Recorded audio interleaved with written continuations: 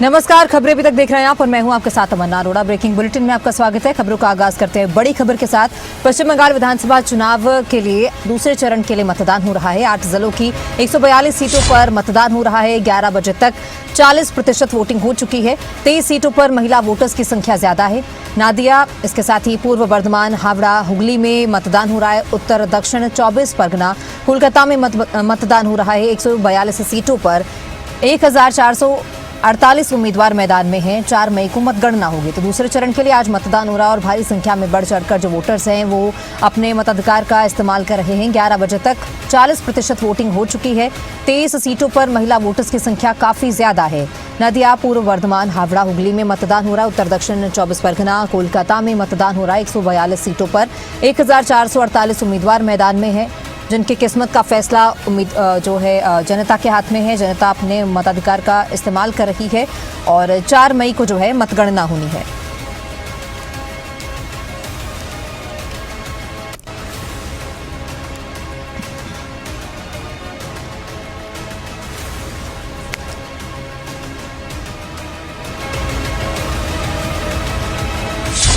तो यूपी को प्राइम सौगात मिली है। हरदोई से यूपी को पीएम मोदी ने बड़ी सौगात दी है। गंगा एक्सप्रेसवे का भव्य उद्घाटन किया। योगी सरकार का ड्रीम प्रोजेक्ट गंगा एक्सप्रेसवे, जिसका उद्घाटन पीएम मोदी द्वारा किया गया। करीब 36,000 करोड़ की लागत से ये एक्सप्रेसवे बना है। यूपी के 12 जिलों से होकर एक्सप्रेसवे गुजरता है। अब सिर्फ 6 घंटे में मेरठ से लेकर प्रयागराज तक की जो दूरी है वो रह गई है। लोगों को सफर करने में काफी आसानी होगी। ये बड़ी सौगात जिससे कि लोगों को काफी फायदा होगा।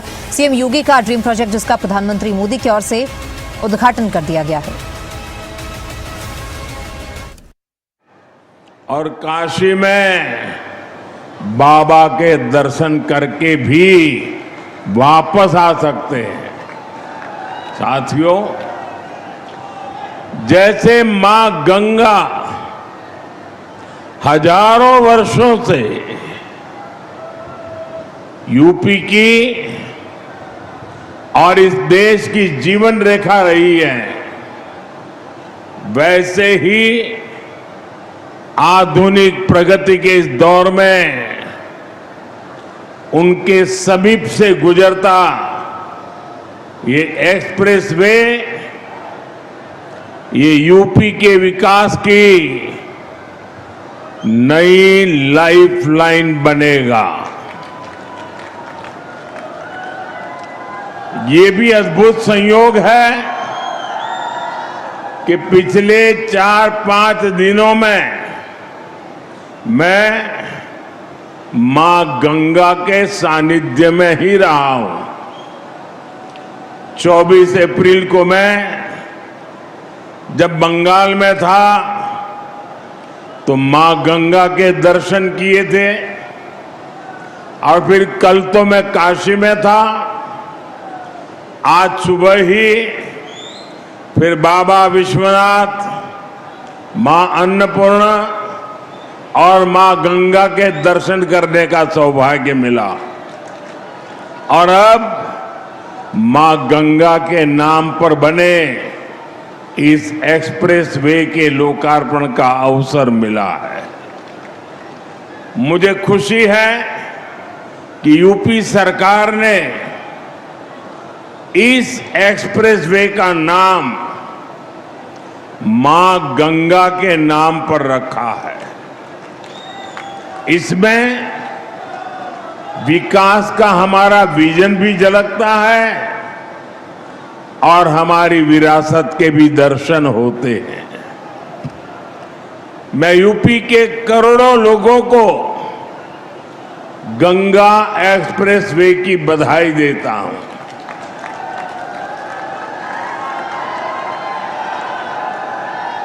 साथियों, आज लोकतंत्र के उत्सव का भी एक अहम दिन है।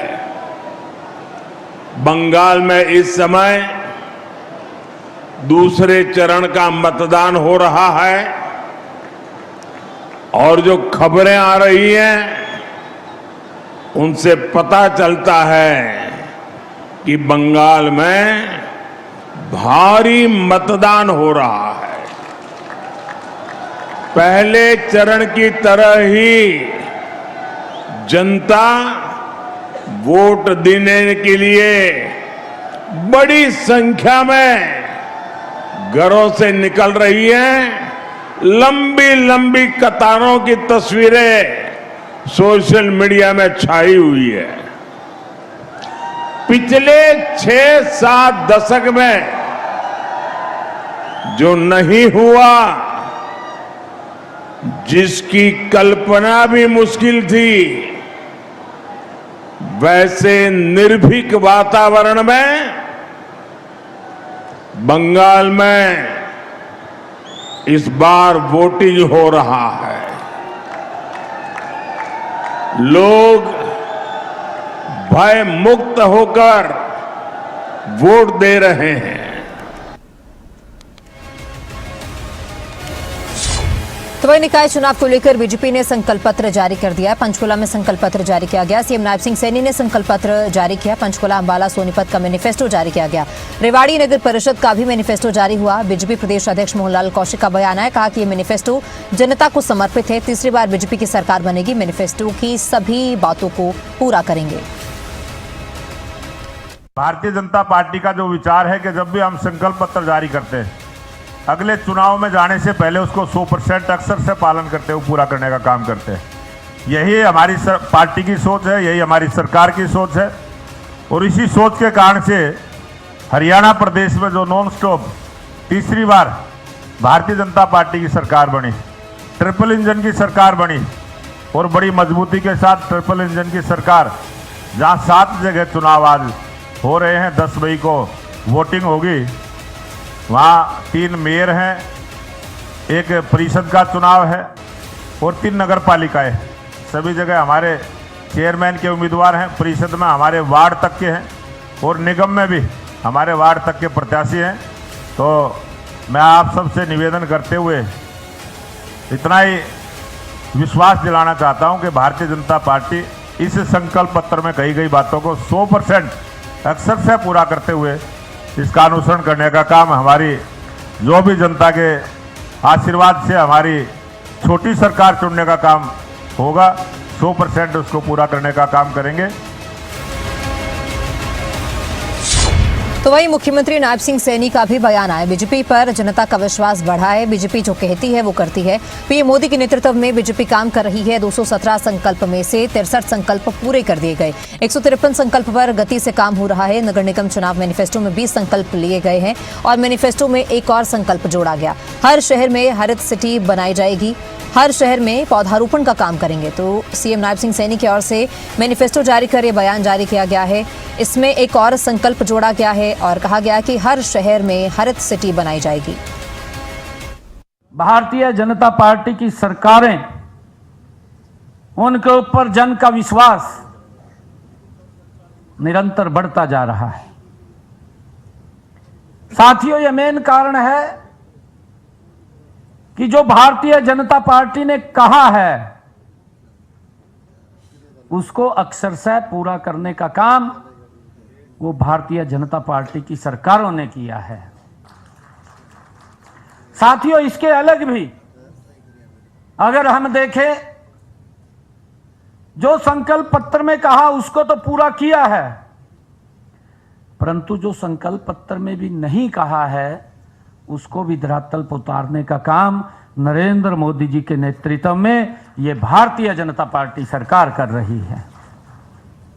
मुझे खुशी है कि लगातार जब 2024 में हमने अपना तीसरे कार्यकाल का संकल्प पत्र जारी किया था रोहतक में, मैं प्रेस बंधुओं से चर्चा कर रहे थे, मैं और माननीय अध्यक्ष जी थे, हम बात कर रहे थे। मैंने प्रेस के अंदर अपने पत्रकार बंधुओं को एक शब्द कहा था कि हमारा 2014 का संकल्प पत्र, 2019 का संकल्प पत्र आप उठा करके देखेंगे, अक्षरशः उसको पूरा करने का काम नरेंद्र मोदी जी के नेतृत्व में ये भारतीय जनता पार्टी की सरकार ने किया है। साथियों, जब हमने 2024 का ये संकल्प पत्र जारी किया था, उसमें हमने प्रदेश के लोगों के साथ 217 संकल्प लिए थे। मुझे खुशी है बताते हुए 1.5 वर्ष का कार्यकाल हुआ है। 1.5 वर्षों के अंदर उस संकल्प पत्र के 63 संकल्पों को पूरा करने का काम मात्र 1.5 वर्षों के अंदर किया है। खबरों में आगे बढ़ते हैं। बीजेपी ने विपक्ष पर हमला बोला है। बीजेपी प्रदेश अध्यक्ष मोहनलाल कौशिक का बयान आया, कहा कि भ्रष्टाचार की बात विपक्ष करता है, जीरो टॉलरेंस पर बीजेपी काम करती है। कांग्रेस अब फोटो के साथ बताए कहां कमी है। पार्टी सिंबल के लिए कार्यकर्ता काम करें, अनुशासनहीनता बिल्कुल बर्दाश्त नहीं की जाएगी। कहा कि पूरा हरियाणा बीजेपी का गढ़ है। भारतीय जनता पार्टी की सरकार की यही खूबसूरती है, इसीलिए जनता बार बार एक बार भाजपा जो जपने का काम करते हैं वो इसलिए करते हैं कि जीरो टॉलरेंस पे हमारी सरकार काम करती है और भ्रष्टाचार नाम मात्र का भी नहीं है।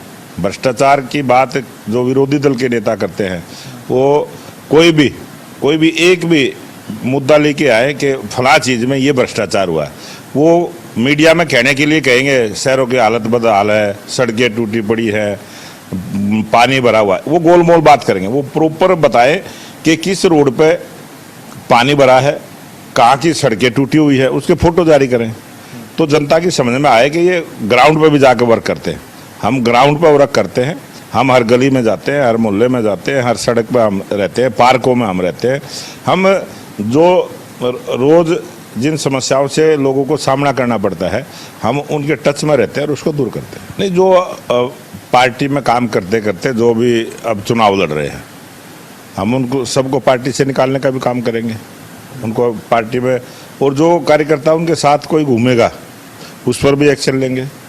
पार्टी का कार्यकर्ता जहां पार्टी ने सिंबल दिया है उस सिंबल के लिए काम करे, संगठन के लिए काम करे, वही सच्चा कार्यकर्ता होता है। और 5 वर्ष में एक बार कार्यकर्ता की ये परीक्षा की घड़ी होती है, अगर वो 5 वर्ष में इस परीक्षा की घड़ी में फेल होता है तो फिर आगे के लिए काम नहीं करेगा। तो इसलिए हाँ, अनुशासनहीनता पर कड़ी कार्रवाई। अनुशासनहीनता बिल्कुल भी बर्दाश्त नहीं होगी, उस पर संज्ञान भी ले, क्योंकि देखो पार्टी में रह के पार्टी का विरोध करना वो अनुशासनहीनता है। वो दूसरी पार्टी में जाए, दूसरी पार्टी विरोधी पार्टियां हैं, विरोधी लोग हैं, वो भी तो करते हैं, हमें उससे कोई मतलब नहीं। पार्टी में रह के पार्टी का विरोध करना वो अनुशासनहीनता है, उसको बर्दाश्त नहीं करें। आज कुछ 7 मंत्रियों की पहले से ही एक जहाँ चुनाव है वहाँ 7 मंत्रियों की अलग से लगी है। जो मंत्री बचे हैं वो सभी जाएंगे, कोई 1 दिन लगाएगा, कोई 2 दिन लगाएगा, विधायक भी लगाएंगे, हमारे मंत्री भी लगाएंगे सरकार के सभी। और जिन मंत्रियों को यहाँ पर लगाया गया है, जैसे विपुल गोयल जी को पंचकुला में लगाया, तो विपुल गोयल जी सोनीपत भी जाएंगे, अम्बाला भी जाएंगे, रेवाड़ी भी जाएंगे, उकलाना भी जाएंगे और सापला भी जाएंगे। तो वो चाहे थोड़े समय के लिए जाएं, वो सब जाएंगे। ऐसे जो दूसरे मंत्री रणवीर गंगवा जी लगे हैं तो वो भी सब जगह जाएंगे। कृष्णलाल पवार सोनीपत में लगे, सोनीपत के अलावा भी वो जाएंगे। गौरव गौतम जी रेवाड़ी में लगे हैं, लेकिन वो सब जगह जाएंगे। इसी प्रकार से हमारे अरविंद शर्मा जी सापला में लगे हैं, वो भी सब जगह जाएंगे। और कृष्ण बेदी जी जिनको कुलाना दिया है, बड़ी टफ सीट दी है उनको, और वो भी बहुत आसानी से जीत के आएंगे। बहुत सारे हुड्डा साहब का गढ़ है। सांपला तो अब गढ़ तो इस चुनाव का रिजल्ट बताएगा।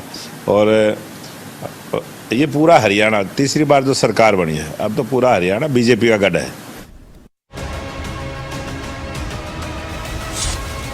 इंद्र से खबर है, पूर्व सीएम भूपेंद्र सिंह हुड्डा का बयान आया। कहा कि कानून व्यवस्था पर उन्होंने सवाल उठाए, प्रदेश में बढ़ते अपराधों का आरोप लगाया। कहा कि अस्पतालों में डॉक्टरों, पुलिस, थानों में स्टाफ की कमी है। कांग्रेस शासन में कानून व्यवस्था बेहतर थी। जैसी हरियाणा में ऐसी परिस्थिति है, स्कूल में जाओ तो मास्टर नहीं, अस्पताल में जाओ तो डॉक्टर नहीं, और थाने में चले जाओ तो सिपाही नहीं। इसी वास्ते कानून व्यवस्था बिल्कुल चरमरा गई है। सर, हरियाणा में कानून व्यवस्था बिल्कुल चरमरा गई है। ऐसा लगता है कि हरियाणा में सरकार नाम की कोई चीज ही नहीं है। जैसी हरियाणा में ऐसी परिस्थिति है।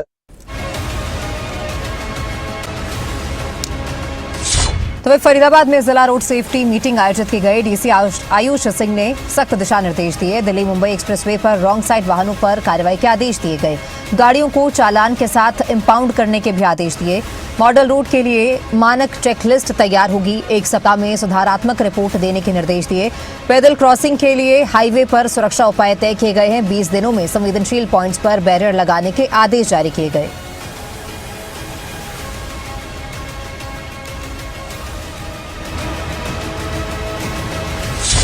तो विहासी पुलिस ने दी अभेद्य ऐप की जानकारी। एसपी विनोद कुमार ने प्रेस कॉन्फ्रेंस कर जानकारी दी। साइबर ठगी और डिजिटल अरेस्ट से बचाव पर जोर दिया गया। संदिग्ध विदेशी कॉल्स और मैसेजेस ऑटो ब्लॉक होंगे। पुलिस को बैकएंड पर नंबर ट्रेनिंग की सुविधा मिलेगी। वरिष्ठ नागरिकों के लिए डबल ओटीपी सिस्टम शुरू होगा। बड़े ट्रांजैक्शन पर परिजन को भी ओटीपी मिलेगा। साइबर अपराध से बचाव के लिए जागरूक रहने की अपील की गई है हमारे पास, जो आपके माध्यम से आम जनता के बीच में अवेयर कराना चाहते हैं। एक तो जैसे ये तो साइबर क्राइम से रिलेटेड है दोनों ही। एक तो जैसे डिजिटल धोखाधड़ी है, डिजिटल अरेस्ट है और एक्सटॉर्शन कॉल्स है रंगदारी के लिए जो आती हैं। तो उसमें देखिए पहले तो एक अवैध ऐप जो ये है बनाई गई है, जो ये एक्सटॉर्शन कॉल्स और धमकियों से बचाव के लिए बेसिकली ये ऐप डेवलप की गई है। जिन लोगों के पास भी इस तरह की धमकियां आती हैं तो ये ऐप उनके मोबाइल पे हम इंस्टॉल कराते हैं। और जो भी मान लीजिए उसके रिश्तेदार कहीं बाहर विदेश में रहते हैं तो उसके अगर मोबाइल पे कॉन्टैक्ट्स में अगर वो सेव है तो उन नंबरों को तो वो ब्लॉक नहीं करेगी, जो अनजान नंबर है उनको वो ब्लॉक कर देगी। तो ये ऐप इस तरह से काम करती है। और इसमें ऐसा नहीं है कि पुलिस मतलब इसमें बैकएंड पे जो है, जिस तरह जो कॉल्स ब्लॉक हो गई हैं, बैकएंड पे पुलिस उन पे कार्रवाई करती है। मतलब हमारे सिस्टम में वो रिफ्लेक्ट होंगी।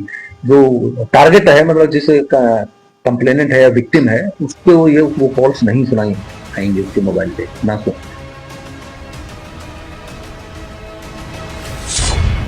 तो वह कैथल में गुरु पर शिष्यों ने जानलेवा हमला कर दिया। 11वीं के 2 छात्रों ने टीचर को घेरा। लाठी और डंडों और तेजधार हथियार से हमला किया।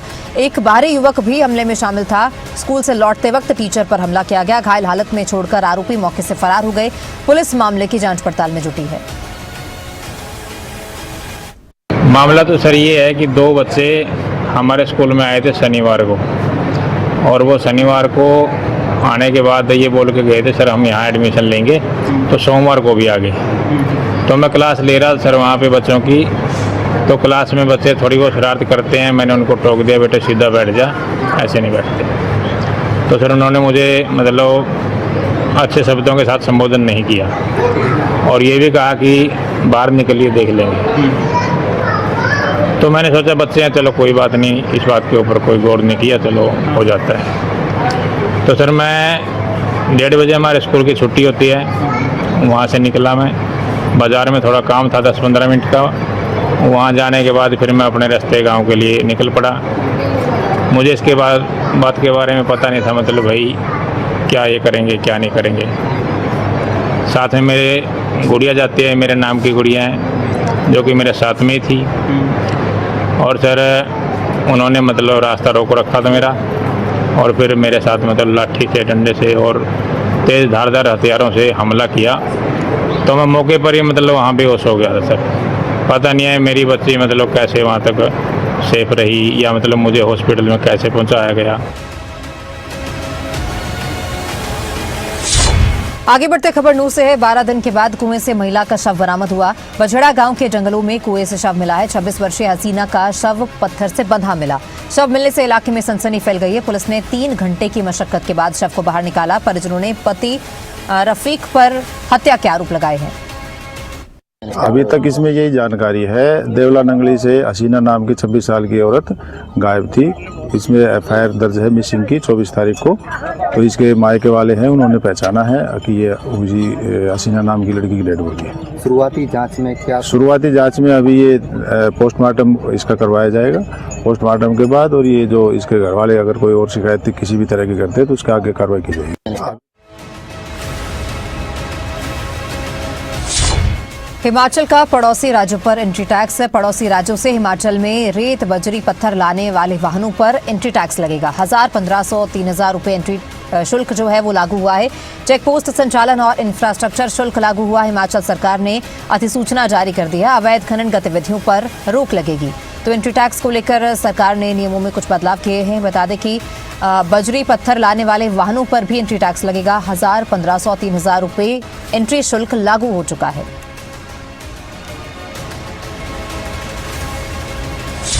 तो वही लाहौल घाटी में मौसम का मिजाज बदला है। राष्ट्रपति द्रौपदी मुर्मू का दौरा स्थगित हो गया है। मौसम विभाग ने 2 दिनों के लिए अलर्ट जारी किया। आज अटल टनल नॉर्थ पोर्टल का दौरा था। सिसु का भी दौरा करने वाली थी राष्ट्रपति। खराब मौसम के चलते दौरा स्थगित हो गया है। लाहौल घाटी में मौसम ने एक बार फिर से करवट ली है और सुबह से ही आसमान घने बादलों से घिरा हुआ है। पिछली रात को भी झमाझम बारिश हुई, जिसके चलते घाटी के तापमान में जो है काफ़ी ज़्यादा गिरावट जो है देखने को मिल रही है। अचानक आई मौसम में बदलाव से जो है किसान और बागवान काफ़ी खुश नज़र आ रहे हैं, क्योंकि इन दिनों बारिश की सख्त ज़रूरत महसूस की जा रही थी। किसान और बागवान अपने खेतों में जो नकदी फसलें हैं उनको बीजने का कार्य कर रहे हैं और कार्य जो है चरम सीमा पे है। लेकिन बारिश नहीं होने से जो है थोड़े उनके चेहरे पे जो है मायूसी छाई हुई थी। अब क्योंकि पिछले कल काफ़ी ज़्यादा बारिश हुई है और आने वाले दिनों में भी मौसम विज्ञान केंद्र ने इसी तरह का मौसम जो है 2 दिनों तक बने रहने की संभावना जताई है।